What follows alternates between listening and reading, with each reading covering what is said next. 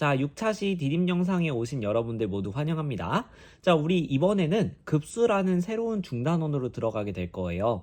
그래서 우리는 오늘 급수가 무엇인지, 그리고 급수 중에서 이제 수렴하는 급수라는 것을 배울 텐데, 그 수렴하는 급수가 가지고 있는 특징은 무엇인지 이렇게 좀 알아보도록 하겠습니다.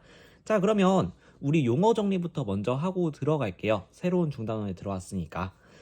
이 급수라고 하는 것은 선생님이 오리엔테이션 때도 짧게 설명을 했을 텐데, 우리가 배웠던 시그마, 그러니까 첫 번째 항부터 n번째 항까지 쭈루룩 더한 그 수열의 합이라는 개념으로부터 극한이라는 내용을 접목시켜서 나온 개념이라고 선생님이 살짝 설명했었죠. 그 내용을 자세하게 좀 알아보도록 하겠습니다. 자, 우리가 이제 수열 AN이라고 하는 애가 있다라고 한번 해볼게요. 근데 이 수열에서 우리가 수열의 합이라고 하는 것은 이 AN의 모든 항들 A1부터 시작해서 A2, 그 다음에 A3 해서 n번째 항까지 쭉 더한 것을 우리는 수열의 합이라고 표현을 했어요. 그쵸?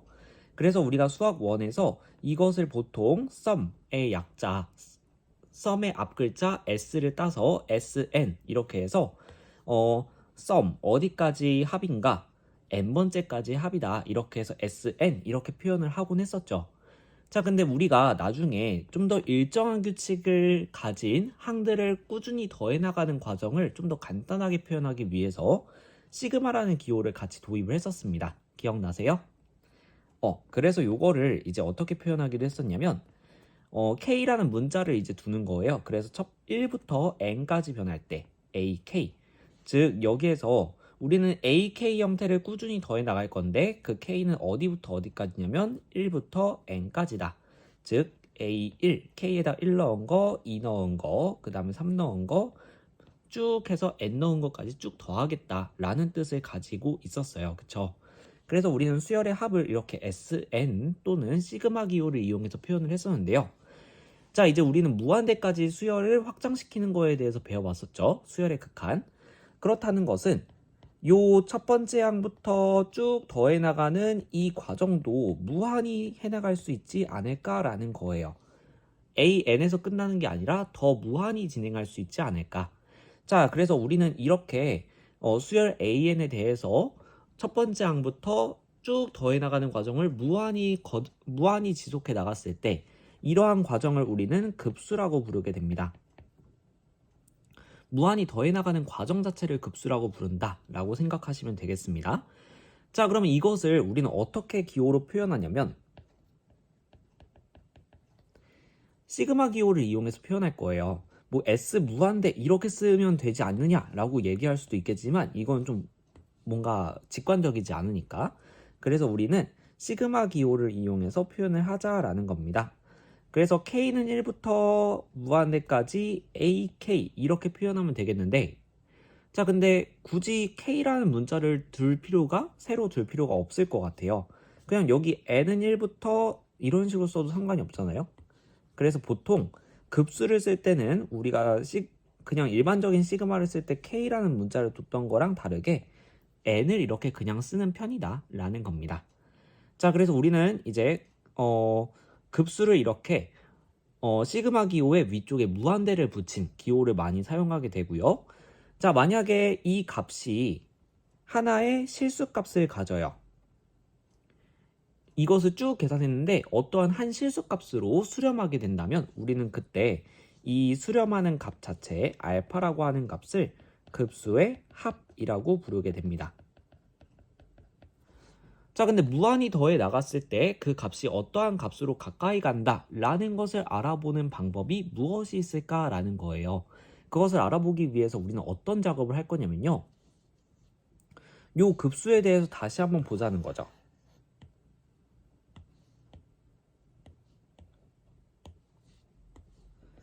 요 급수에 대해서 다시 볼 건데, 자, 보면 요 급수로부터 우리는 하나의 새로운 수열을 만들어낼 수 있을 것 같아요. 어떤 식의 수열을 만들어낼 거냐면, 자, 첫 번째 항까지 이렇게 끊어서 여기 이 파란색 앞쪽까지 더하게 된다면 S1이라는 값이 나오게 될 겁니다.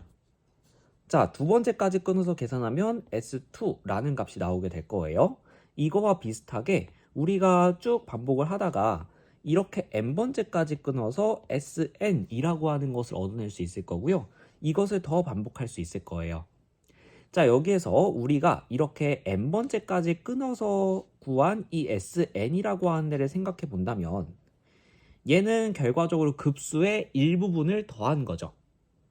우리는 무한히 더해 나가는 과정을 급수라고 했는데 그 중에서 n번째까지 끊어서 그 부분만 일부분만 더한 거잖아요.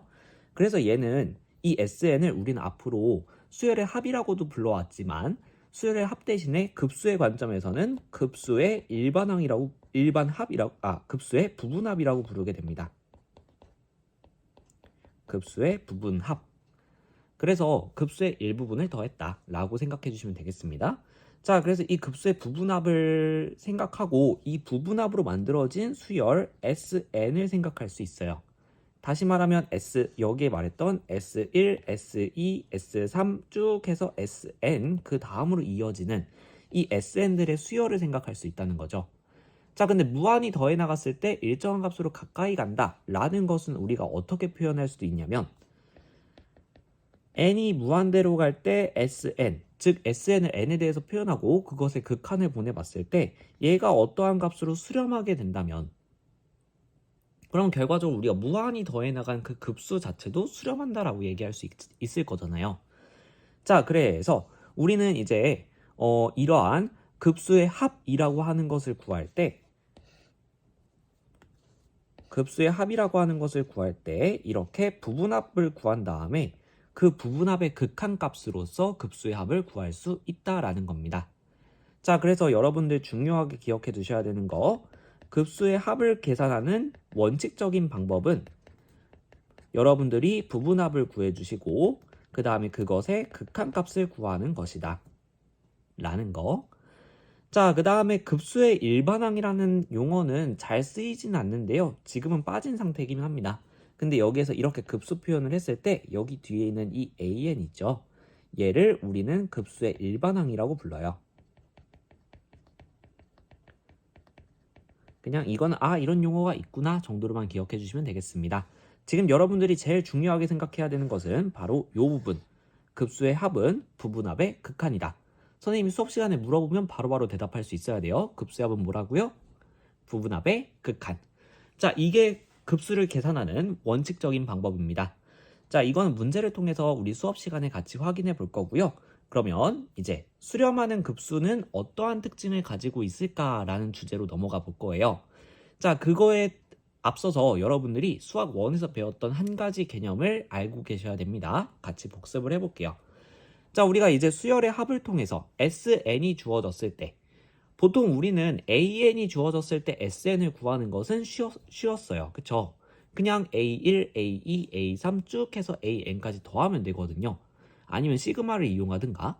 자, 근데 우리가 이렇게 수열의 합, 일반항으로부터 수열의 합을 구하는 건 쉬웠지만 수열의 합으로부터 일반항을 구하려면 어떻게 해야 될까라는 거죠. 근데 이쪽 그림을 살펴보시게 되면요. SN이라고 하는 거에 AN이 포함되어 있어요. 근데 우리는 이 SN으로부터 AN만 빼내고 구하고 싶은 겁니다. 자, 근데 여기 전체가 SN이에요. 앞에 있는 이 일부분만 생각하면 첫 번째 항부터 n-1번째 항까지 쫙 더한 거니까 다시 표현하면 Sn-1로 표현이 가능하단 말이에요. 자, 그럼 AN이라고 하는 애는 이 전체 SN으로부터 앞에 있는 Sn-1을 빼준 애라고 볼 수 있겠죠. 자, 그래서 AN은 Sn-Sn-1이다 라는 공식이 나오게 됩니다. 요거는 미적분에서도 종종 쓰입니다. 잘 봐주셔야 되는데, 자, 근데 주의사항 n이 1일 때는 Sn-1이라고 하는 것 자체가 정의가 안 되죠. 그래서 이 AN을 구하는 공식은 n이 2보다 크거나 같을 때만 적용이 되고요. n이 1일 때는 우리가 S1 자체를 구해주시면 A를 구할 수 있다라는 게 수학 1 내용이었습니다. 자, 그럼 이걸 이용해서 이제 수렴하는 급수에 대한 내용을 이야기해 보려고 그래요.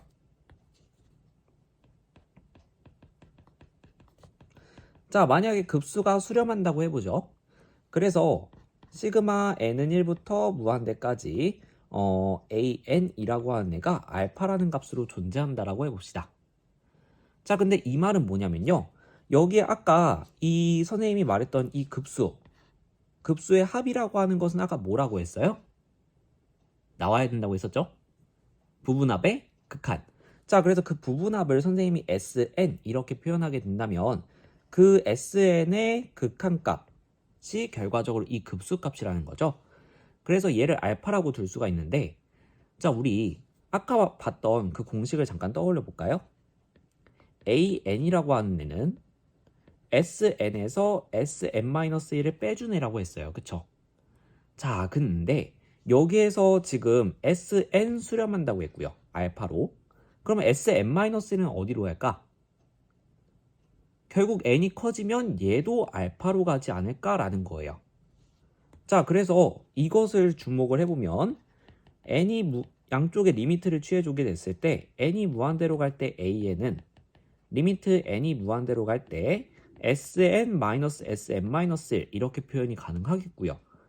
자, 그 다음에 지금 각각이 수렴하니까 sn도 수렴하고 sn-1도 수렴하니까 극한의 성질을 써주게 되면 리미트 sn- 리미트 sn-1 이렇게 쪼개 쓸 수 있겠고요. 각각은 똑같이 알파로 수렴하니까 0이 된다라는 것을 알아볼 수 있습니다.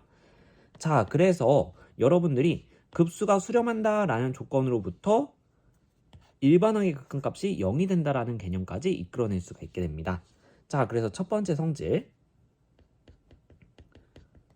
수렴하는 급수에 대해서 급수 시그마 n은 1부터 무한대까지 an이라고 하는 애가 수렴하면, 그럼 우리가 일련의 과정을 통해서